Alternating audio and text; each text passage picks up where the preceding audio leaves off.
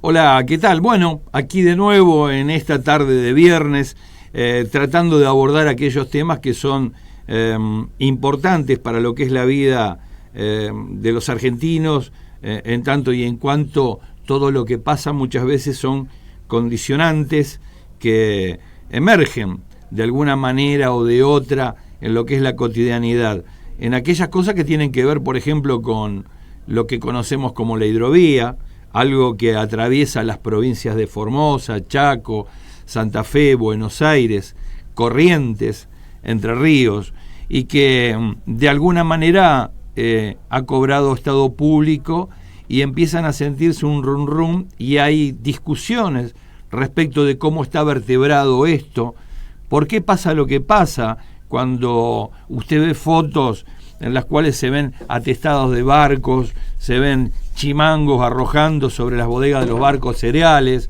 Se puede apreciar también la opinión, muchas veces que usted la puede ver en algún noticiero, de algún funcionario o de algún empresario o cámara industrial, emitir opinión sobre la oportunidad, lo bueno o lo malo de modificar todo lo que nos pasa. Habrá que preguntarse qué es realmente lo que nos pasa, y de hecho nosotros venimos hablando con muchas personas que investigan el tema de cerca, y lo que sí se pudo inferir es que esto es una herencia dañosa allí por los tiempos del gobierno de Carlos Menem, en donde de alguna manera se signó la suerte de lo que es esto que conocemos como hidrovía o la vida del Paraná y el erario público, en cuanto a cómo es que se producen este tipo de explotaciones, en donde se ha visto recientemente por manifestaciones de distintos investigadores de que estamos frente al contrabando, a la evasión, a la venta en negro, a la duda de qué es lo que está pasando en los puertos, por qué los puertos son privados y de alguna manera por qué no hay 30.000 millones de dólares en el erario público producto del cobro de impuestos que por otra parte, cuando se trata de los ciudadanos de la República, parece ser de que es más justo para un lado que para el otro, o mucho más gravoso para un lado que para el otro. Quien puede conseguir millones de dólares de utilidades por una explotación seguramente no tiene hambre. Pero también es cierto de que hay argentinos que tributan el 20% de IVA por comprar caramelos o un paquete de fideos. Bueno, una palabra autorizada en ese sentido es César Briatone, quien es técnico superior en administración portuaria, egresado de la UTN y con gran conocimiento sobre lo que pasa en la hidrovía. Luego de esta presentación le damos la bienvenida. ¿Cómo está, César? Buenas tardes. Buenas tardes, gracias por el llamado. No, por favor. Bueno, lo nuestro fue una breve introducción respecto de lo que puede leerse desde que comenzó la discusión, no solo por el decreto 949, sino también porque la discusión ya había comenzado prácticamente en el mes de noviembre o diciembre, cuando ya había asumido Alberto Fernández, sobre lo que significaba la licitación del puerto de Buenos Aires, por un lado, que se postergó por un año, y a posteriori porque el tema venía preocupando, que era lo que iba a pasar con lo que estaba de alguna forma sucediendo en la hidrovía, que tenía que ver con esta empresa belga Jan de Null, que era la que realizaba el dragado. Después los condicionamientos del puerto de Nueva Palmira, Montevideo, los renunciamientos de Macri, lo que no se sabe que va a terminar haciendo este gobierno. Y bueno, contanos vos, ¿qué es lo que está viendo en todo este tiempo sobre esto que conocemos como hidrovía y que se trata ni más ni menos que la navegabilidad del río Paraná y los negocios de las grandes exportadoras? Bueno, Aldo, has dicho todas las palabras claves habidas y por haber respecto a este tema.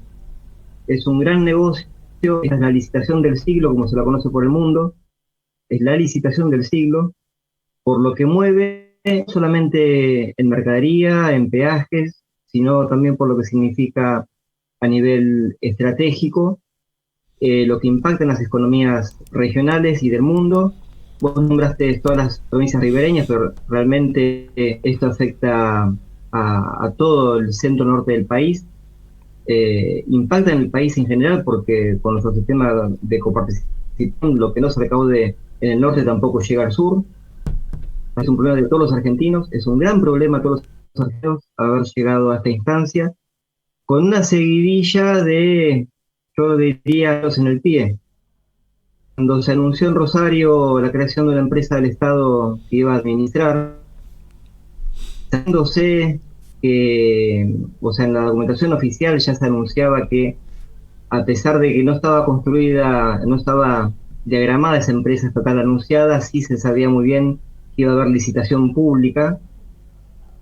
Eso generó muchísima expectativa, porque al hablar de cuestiones federales, participación de las provincias y una empresa estatal, eso generó muchísimo ruido.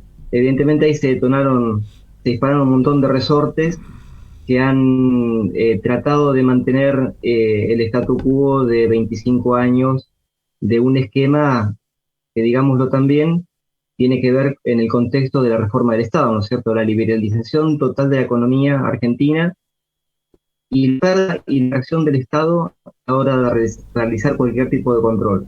El segundo piso que comete el gobierno nacional es el decreto 949, que le da forma directamente, instruyendo al Ministerio de Transporte para que a través de la ley 17.520, la ley que dio forma a esta concesión, digámoslo, ¿no es cierto? Ahí arranca la repetición del esquema. Eso es lo que más hace ruido en todo esto, que el gobierno nacional de Alberto Fernández, con una extracción política diferente a lo que era el modelo liberal de Macri, Dietrich y toda la estructura que habilitó tantos puertos por el Paraná, utilice la misma ley para... Sí, te escucho. La misma ley usó en el 95 para volver a licitar. Después comete otro gran error, digámosle, un gran error al meter en su artículo 2 del artículo ley del decreto 949, en su artículo 2, abre el abanico para cualquier tipo de otra obra que haga falta. O casualidad, días antes se había puesto en la paleta el tema de Canal Magdalena. Y todo lo que es la unidad ejecutora Canal Magdalena se está haciendo bajo ese mismo esquema. O sea, dentro de poquitos días vamos a tener la privatización del río Paraná y para la Cuenca del Plata, y también la privatización de nuestra conexión con el sistema fluvial y marítimo, porque también va por el mismo camino, que es licitación por peajes. Que no se dice, se habla de un montón de cosas menos de esto. Lo que venga a hacer es ir a Google y conseguir el 949 y leer el artículo número 2 y ver la ley que menciona. Sencillamente es esto. Es la 17.520 del año 67 de Onganía, donde se licita por peajes. O sea, el Estado cede el control de una logística, se desentiende su mantenimiento cediendo el peaje. Obviamente, acá el problema no es el peaje, el tema es el control. No hay manera de administrar si no se tiene el control. El control es la garita del peaje. Imagínense que no hay estadística oficial. El año pasado se hablaba de un negocio de 2 millones de dólares. ¿Cómo medios importantes del sector le erran en 100 millones en lo que es la recaudación de hidrovía? Y resulta que no hay estadística oficial. Y no hay estadística oficial porque en su momento, hace 25 años, el gobierno perdió el control al cederlo al concesionar por peajes. Y ahora se está volviendo a hacer exactamente lo mismo. Entonces, arrancamos pensando que eran 200 millones de dólares, después sale el Centro de los Agrarios diciendo que son 300. Y bueno, y te encargo la evasión que la misma UIF ante el Consejo Federal de Hidrovía denunció que no solamente eran granos, sino aparte narcotráfico, posibilidad al tráfico de armas, trata de blanco, cualquier cosa. Acá lo que estamos hablando es que al Estado perdió el control, no es que solamente pierde la caja de lo que es la recaudación por peajes, que son las frioleras de entre 300 y 400 millones de dólares. No solamente hacer el trabajo, porque lo está haciendo un privado, entonces de esa manera pierde la capacidad de tomar decisiones estratégicas para decir dónde y cómo dragar, ¿sí? Pero además de eso, pierde la vista completamente de lo que pasa y lo que no pasa por el río. Y eso está perfectamente denunciado. Después el presidente insiste con el tema de que quiere control. Sí, pero insiste que quiere control, pero manteniendo la idea de la ley 20. El peaje, no hay de tener el control si parece el peaje. Y ahora el cuarto tiro en el pie que se pega es al 30 de abril sin una solución concreta de transición. Nadie sabe qué es lo que va a pasar. Estamos a una semana, y la verdad que si la idea era licitar, lo que tendrían que haber hecho es, hace muchos meses, haber dado los pliegos, darle tiempo a las empresas extranjeras a que presenten las ofertas, el Estado tomar los recaudos como para ver qué empresa podía cumplir, elegir de todas esas ofertas la mejor, la que más convenga, y, digamos, tener una transición prolija entre la concesionaria que se va y la que era. La verdad es que eso no ha pasado.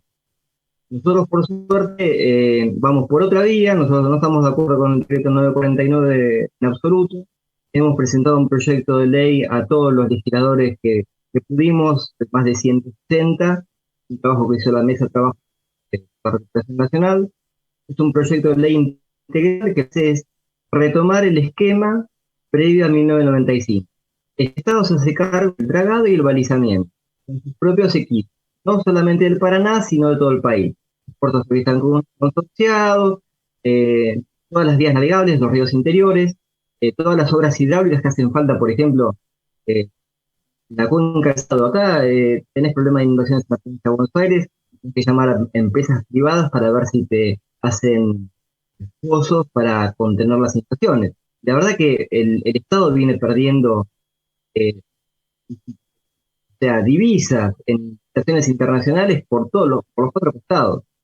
Entonces, la solución definitiva, ya que la constitución está cayendo solita, era no volver a repetir el error. Yo lo llamo error bastante generosamente. Acá hay una política, una estimada, y guste o no, van derecho a repetir el esquema. Claro, ahora, digamos, la política del error nos lleva, como ya sabemos, a una suerte de, daño al erario público, si se quiere, respecto de lo que significó esta manera de hacer las cosas en la hidrovía. Entonces yo, César, me pregunto esto como para poder hacer un poquito de historia. Está muy buena tu síntesis. Lo que sucede es que, ¿qué era lo que pasaba antes que Jean Denul llegue y se ponga a trabajar? Después te voy a preguntar por qué te hice esta pregunta, porque hay cosas que no me quedan claras a mí todavía de todo lo que he escuchado. Bueno, lo que pasaba antes del 95, no existía la siembra directa como existe hoy, no existía el boom de la soja como existe hoy. Todo eso se vino dando junto en la década de los 90 con la inserción de nuevas tecnologías, esa cosa de la siembra directa, la explosión de desechar otro tipo de cultivo como el algodón y el lino, que daban muchísima mano de obra, y han optado destruir todo lo que venga a paso, incluso han sembrado a metros de escuela, como ya lo hemos visto un millón de veces, con tal de llenar 2 metros más de silobolsa. El boom de la soja vino junto con esto. Entonces, cuando se quiere explicar el éxito de la concesión de la hidrovía, se habla, por ejemplo, de la cantidad de granos que ha exportado la Argentina en ese momento. Bueno, no tiene que ver con la hidrovía ni con Jean Denul. Si la Argentina exportó muchos granos y hubo un boom en lo que es la cuestión agroexportadora, tiene que ver con la inclusión y la importación de tecnologías que permiten la siembra directa. No podemos ser tan infantiles en creer que porque vengan un par de dragas a mover arena, eso implica... ¿Hola? Sí, te estoy escuchando. Claro, hay un razonamiento muy infantil, que el argumento que utilizan algunos sectores que dicen que la hidrovía es el porqué de la cuestión agroexportadora. Es mentira eso, es un engaño bastante simple. Sí. La verdad que no pasa por ahí. Claro. Lo cierto es que el Estado podría hacerse cargo del dragado y balizamiento. Es una inversión ínfima.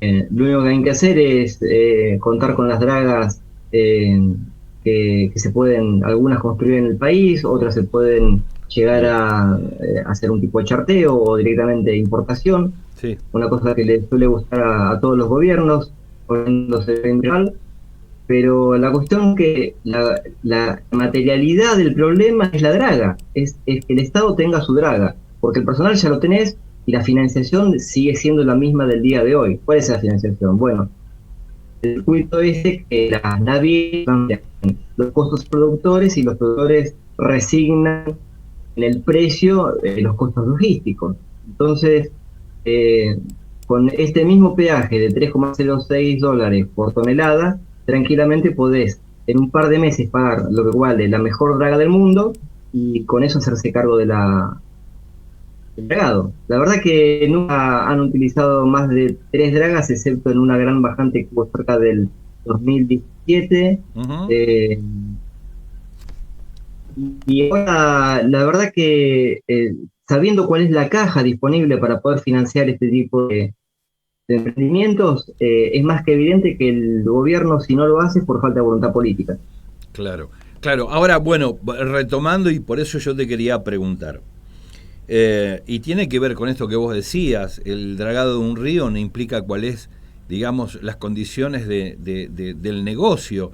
A lo sumo lo que explica es si puede entrar un barco más grande o más chico. Ujú. Nada más. Después las condiciones de control que se debe hacer sobre las balanzas de las exportadoras es una cosa, el precio del cereal que se decide facturar es otra, la triangulación es otra, las empresas que se radican en otros lugares que pueden ser hasta paraísos fiscales también es otra. Y entonces mi pregunta era esta, porque decían, yo escuché muchas cosas y te quería preguntar esto. Una que tenía que ver con que se haga cargo el Estado, algo que coincido no tiene nada que ver, porque si va a ser de la misma manera que ahora, que se drague el río, pero que no se controle las balanzas, la subfacturación, la sobrefacturación, el contrabando y todo lo demás, por más que se drague bien, lo otro sigue. La otra era que se quería dragar a 42 pies. Y uno se pregunta, dice, che, mirá qué bárbaro, estaban vendiendo la idea de que entraba un Panamax e íbamos a ser todos felices, porque de allí en más, con 42 pies, la cuestión se iba a facilitar mucho. Y si el contrabando es grande, con un Panamax va a ser más grande todavía. Entonces, cuando uno, y después dicen los ecologistas, no, mirá, si se draga 42 pies, algo que entiendo, la velocidad del agua en el canal es mucho más ligera, con lo cual los humedales corren el riesgo de perder agua y por lo tanto dejan de ser tales. Y entonces uno dice, sí, pero en los 42 pies estamos como en el tema del Panamax. Ahora, si el Estado, y después está la otra que se jugó, no, esto tiene que ser con barcazas, no tiene que ingresar ningún barco, porque si hacen 42 pies se derrumba la barranca. Y si lo hacemos con barcaza, aprovechamos el curso natural del río, porque el calado de esos buques nos permitiría hacer lo mismo. Pero el problema es que si el Estado no hace nada y no tiene una política de construcción naviera, los paraguayos van a seguir comerciando o trasladando la carga desde el norte hasta los puertos de ultramar, porque son ellos los titulares de las empresas, y eso no garantiza tampoco que el contrabando no siga. Entonces ya uno dice, está bueno que intervenga el Estado, pero que haga lo que tiene que hacer, porque para que intervenga y lo deje como está, a nosotros no nos sirve. Mira, por partes. Ahí Sí, nombraste todo lo que son las facetas alrededor de la discusión. La claro, verdad que creo que todas esas facetas son importantes y son atendibles. La cuestión de mayor calado, ¿para qué harías mayor calado? claro. Para eso desarrollado buques cada vez más grandes, ¿sí? Y esos buques más grandes no pueden pasar por el Paraná. Entonces, ¿qué les pasa? Llegan a la Argentina, cargan en Rosario, después les falta 15.000 toneladas que tienen que completar en Bahía Blanca, ¿sí? Entonces, Claro. ya sea una licitación privada o un trabajo desde el Estado de mayor calado, ¿qué haría? Bueno, lo que hace es beneficiar a las navieras privadas que Claro. se estaría ahorrando el falso flete, ¿no es cierto?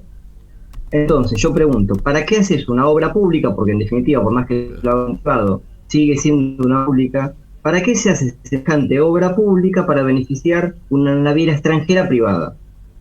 Yo quisiera escuchar un buen punto con respecto a esto. ¿Por qué Ujú. yo tengo que llevar a 52 y el día de mañana capaz que tengo que llevarlo a 60 pies?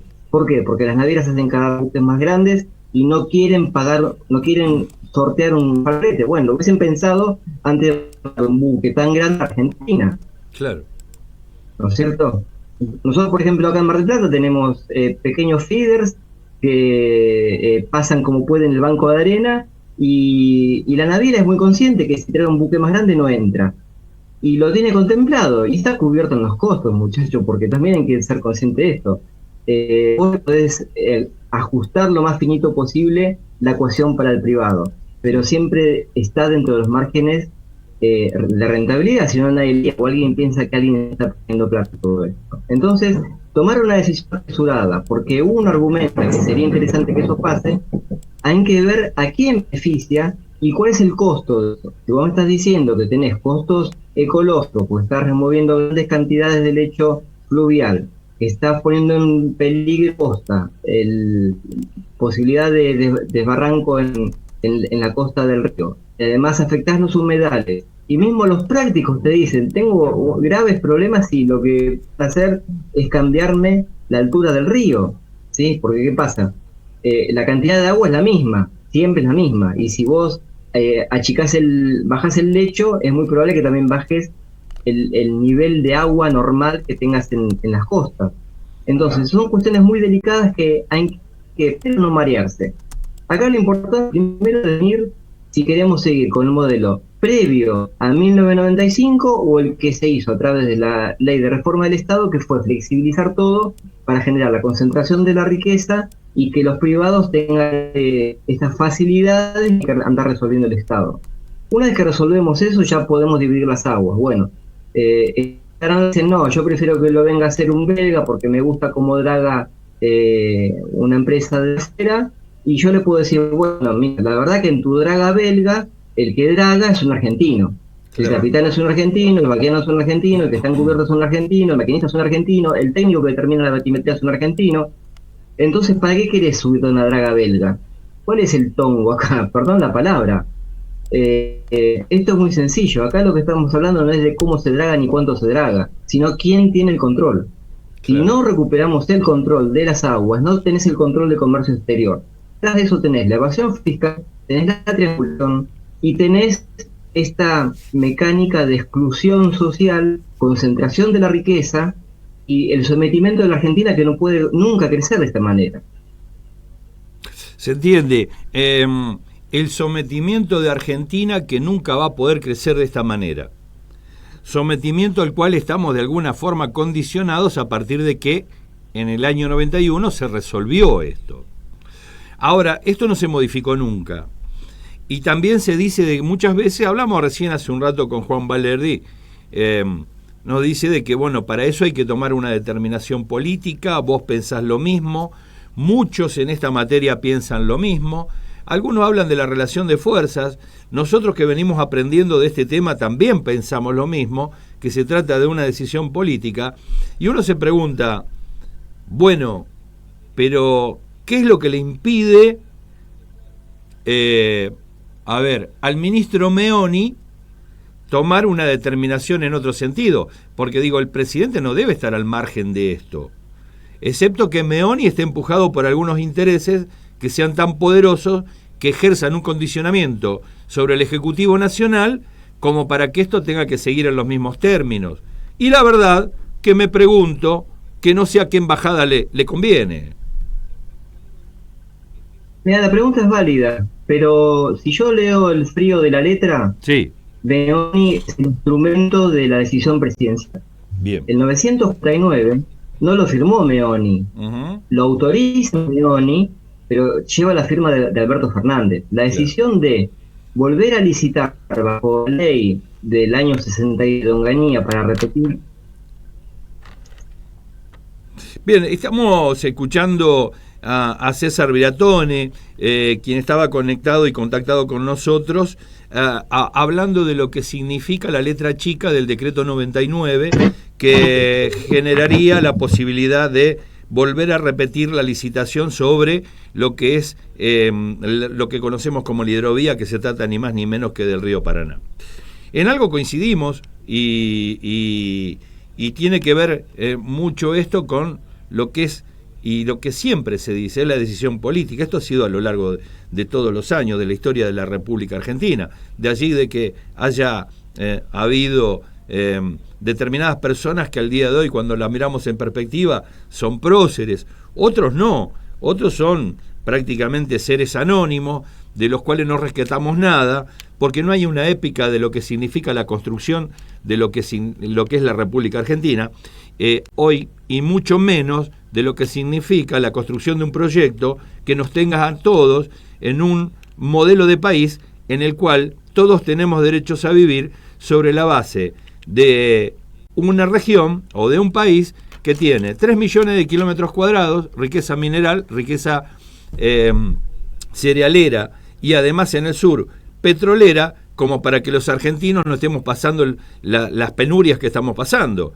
Alguien decide mal, alguien está haciendo las cosas muy mal, como para que hoy, en este contexto, haya argentinos que no coman. Y en esto no estoy diciendo de que el único responsable es Alberto Fernández.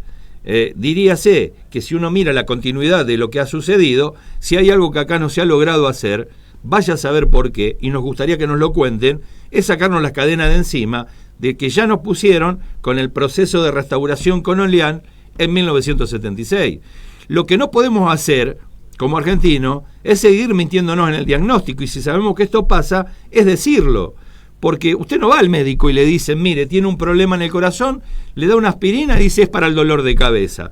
Si el problema es el corazón, no la cabeza. Retomamos la comunicación con César Briatore, a quien le agradecemos que esté hablando claro, que nos cuente qué es lo que nos está pasando, porque algunas cosas son prácticamente imposibles de entender, y esto, como te lo contaba Scalabrini, cuando te hacen demasiado barullo, es porque en realidad te están tratando de engañar. Tal cual, tal cual. Mira, recién hablabas de los condicionamientos, ¿verdad?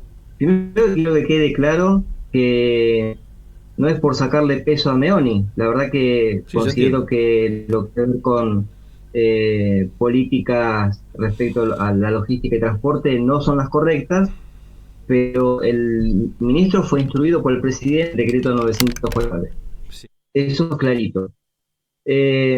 Otra cosa muy llamativa es que el que va a controlar cómo se lleva a cabo la licitación es la OCDE. La OCDE es el organismo del gobierno corporativo, o sea, son las grandes corporaciones trabajando a través de los países, o sea, en acciones diplomáticas, para asegurar que se libere paulatinamente el comercio y los servicios. A ver, la OCDE es llamada, ustedes buscan en Wikipedia, y yo, sí, dice el Club de los Países Ricos. Sí. Es el Club de los Países Ricos liberalizando lo que es comercio y servicio. Ahora, si estamos hablando de nuestro Paraná, de nuestras exportaciones, de nuestros granos, de nuestra riqueza, sí, una empresa extranjera, sino que lo podemos hacer desde el país, y el trabajo lo hacen los argentinos, si no es vigilando que no se haga ningún estatal y que de alguna manera la Argentina dé un paso más hacia la liberalización de sus servicios públicos, ya te digo, porque tiene que ver con nuestras aguas interiores, y esto no es un emprendimiento privado. Si bien las navieras son un emprendimiento privado, el uso del río es un uso público. Es muy importante. Bien, ahora vamos a ir aprovechando esta comunicación, no sin antes contarte, César, de que bueno, se está perdiendo la conectividad y por lo tanto de alguna forma ya, digamos, redondeamos la idea respecto de esto. Si en 15 segundos nos tenés que hacer una síntesis de dónde tendríamos que focalizarnos cuando estamos escuchando a algunos funcionarios haciendo declaraciones. ¿Cuál es tu consejo, orientación que puedas dar para poder agudizar el oído? ¿Hacia dónde tendríamos que dirigir nuestro interés para ver qué camino es este? En un minuto. Hoy tenés que pensar en los 10 millones de argentinos que reciben ayuda alimentaria. Claro. Estamos hablando que estamos exportando soja al mundo, ¿sí? Vos tenés que pensar en los 10 millones de argentinos que reciben alguna forma de ayuda alimentaria. Hay que resolverlo urgente. Tenemos un contexto de pandemia y tenemos endeudamiento a décadas por delante. Lo que hay que hacer es urgente retomar la fuerza sobre los recursos, la administración del Estado y el control para que no haya ese tipo de evasión y aparte importación de servicios que lo que hace es perder dólares por todos lados. Sencillamente eso. Perfecto. Bueno, desde ya yo te quiero agradecer mucho tu tiempo. Por supuesto que estás invitado a que podamos seguir el tema y compartiendo tu opinión respecto de quienes nos ven para ir haciéndole un seguimiento, porque se viene la licitación, se conformó una comisión bicameral, se le quiere dar una intencionalidad de contralor sobre algo que en realidad lo que hay que discutir de fondo es si se debe o no hacer el proceso licitatorio. ¿Qué garantizaría? No lo sé, pero si a mí me dicen, mire, lo que sucede es que si usted viene con ese caballo, seguro se va a caer, no puede hacer esa carrera, ¿por qué insisten en que se tiene que correr la carrera con ese caballo? Esto es lo que uno se está preguntando. No sé qué están preguntando los legisladores. Nos interesaría de que nos comparta este proyecto que le acercaste a los legisladores como para entrever cuáles son los alcances de esta proposición y por qué le vamos a preguntar a los legisladores tal vez hayan desestimado esta iniciativa que ustedes llevan adelante, y de ahí en más seguiremos hablando. Bueno, listo, Aldo. Bueno, esto también fue presentado. Bueno, cómo no. Muchas gracias. Se está entrecortando. A quien nos está escuchando le pedimos disculpas. Tiene que ver con la conectividad de internet. Así que estuvo bastante claro, César, en este sentido. Y bueno, habrá que seguir intentando interpretar el porqué de este tipo de decisiones. A uno no le gusta contar esto, ¿eh?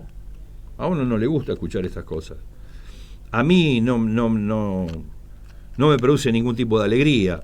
Si esta es la forma en la cual se le va a dar respuesta a este tema, está bien, uno puede suponer que sabe poco, pero cuando empieza a escuchar a los críticos, a los investigadores, se va dando cuenta de que los que están en el tema de hace 25 años, como el caso de Briatore, César Briatore, lo escuchamos recién, como otros que tienen más o menos cantidad de años, pero que son actores de este tipo de drama, se da cuenta que algo pasa. Y uno quiere quedarse tranquilo. Esto no es contra nadie, es a favor de nosotros. Hemos llegado al final de este capítulo.